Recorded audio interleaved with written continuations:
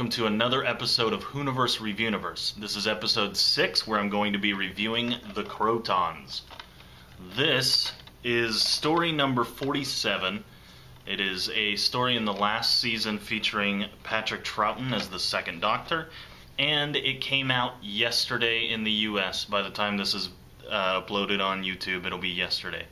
It's been out in the UK for a little bit, as I understand, and I have just uploaded an unboxing video of it a couple hours ago. So you can check that out by clicking here if you want, or I'll throw it in the show notes for later. Basically the story is the Doctor and his companions Jamie and Zoe end up on a planet where the Gons are the name of the locals, and they're enslaved by a race called the Krotons, and for years and years and years, generations and generations, they've never seen these beings. However, they have demands that are given to them by these beings. They're behind a wall sort of thing, and they have a window that they shove through some pieces of paper with demands that they want. They also have these machines that are educational kind of machines, concerning math, and the smartest and most intelligent people of the Gons are picked every so often. They'll say, we want these few people, and they end up disappearing. Come to find out, the Krotons are using the people's brains to somehow power their own selves and their ship. They are a crystalline species, and it goes into some scientific stuff that's on the more science part of science fiction. It's pretty good. Overall, I think this is a pretty mediocre story as far as Doctor Who goes. I do love Patrick Troughton, and there are very few episodes that we have in full. In fact, I believe that 67 episodes are still missing. Anyway, the episode also contains the first time that I know of where the Doctor hypnotizes somebody, so there's a plus. The story's pretty good. It's just that the Krotons themselves are pretty lame, pretty weak. They're well acted, I guess. They're well written. It's just you look at them and they're not really the same monsters you would see in most of the other episodes, even of the era. So, this is the first DVD release in the US. As far as I know, it's the first release in the worldwide on DVD. The story has previously been released on VHS 3 or 4 times, and this, oddly enough, is not to entertain releasing it, but one of the features says to entertain, that I noticed. Some of the other features might say it, but I didn't really notice it. I noticed specifically one of the features said to entertain at the end, but there's no to entertain on the spine. And if you look at my collection, it kind of weirds me out, because some of them are BBC Warner and some of them are released by BBC to entertain, and it kind of messes up the picture, as you can see here.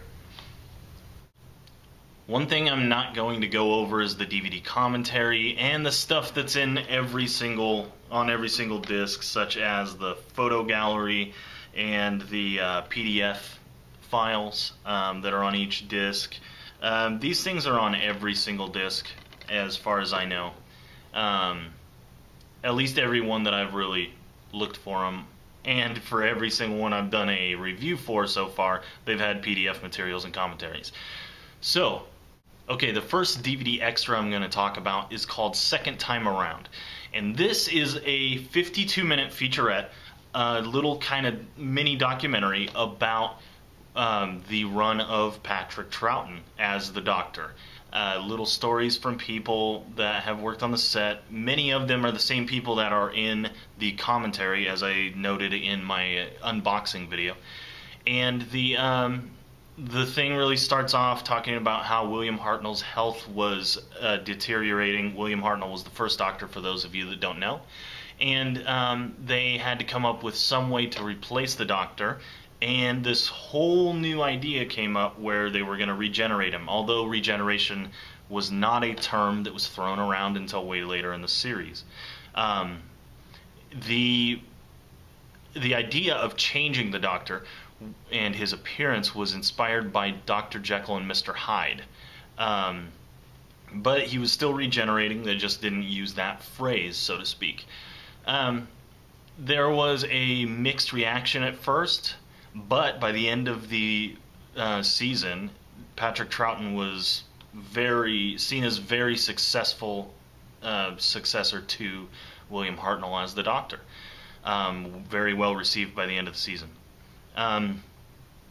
They also touch in this documentary on how many episodes had been wiped and kind of like go over why that was. And to date, there are 62 episodes out of 119 Patrick Troughton episodes that are still missing completely, or mostly. And they are still trying to recover those in many ways. And every once in a while one is found. I was wrong earlier when I said 67 or whatever it was, but 62 are still missing as of right now. There's also a little featurette that is called Doctor Who Stories with Fraser Hines. This is the one that I noticed that said "to entertain" at the end. It has little segments where he just kind of tells a little story about each one. The very first one is called The TARDIS, and he just talks about the first time he went into the TARDIS, what his impressions were, so on and so forth. And then it goes over certain stories like the Ice Warriors and his involvement in that. Little stories here and there about the Daleks. Like his story of the Daleks is one time he got into a Dalek secretly when nobody was looking, and then he overheard some actors saying how they didn't like the script and so on and so forth, and he was just listening in until he let him in on the secret by acting like a Dalek. Another segment he goes over is on the Krotons, the DVD we're reviewing right now, and it's funny because he actually says that they used to call them the croutons because they were shaped like a square, like a crouton, just kind of passively making fun of them, which is funny to me because just recently I was watching another YouTuber's review of the Krotons. His name is Tricklestone. You can either click here or I'll put it in the show notes. He has kind of a humorous take on the story of the Krotons, where he refers to them as the croutons throughout his video. Check it out. It's a good, pretty good review. Brief, but good. The next segment, he goes over playing with fear, is what they call it. And he talks about how black and white seems more scary than color. And it actually has some pretty good points. I mean, it's only like a minute long or something on that subject, but it's pretty good. Talks about how it was easier to make black and white look scary on BBC's low budget at the time for the show. And then it goes over the Highlanders, which is the first appearance of Fraser Hines in the TV show as Jamie McCrimmon. And then it actually has a segment called Playing Jamie McCrimmon, where it goes over just his playing the part. And then it segues kind of into a segment called Looking at Jamie's Big Thing, which is referring to when the Doctor and him have this little running gag at the first of each story, where Jamie says, "Look at that! Look at the size of that thing, Doctor." It's in the first of each story, snuck in somewhere. You'll notice it if you look for it now. And then it has an episode called Patrick Troughton is the Doctor. It goes over his thoughts on Patrick Troughton being the Doctor. They have a segment called Foam and Knickers, which is about the story Fury from the Deep, which is story 42.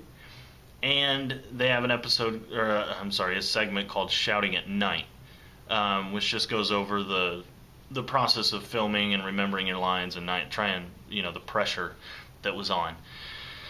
The other notable extra on the DVD was called Coming Soon, and it's really just a trailer for The Greatest Show in the Galaxy. This is something I'm kind of excited about, even though I already knew about it. I already have it pre-ordered on Amazon. this is something I'm kind of excited about because this is probably the most vivid memory I have from when I was a kid and I used to watch Doctor Who on PBS. This episode is this story, The Greatest Show in the Galaxy, is possibly the most vivid memory I have of any Doctor Who episode or story from the classic series. Alright, well that's my review of the Krotons, and I'm going to go right now and watch Death to the Daleks, and I'll get back to you with a review on that.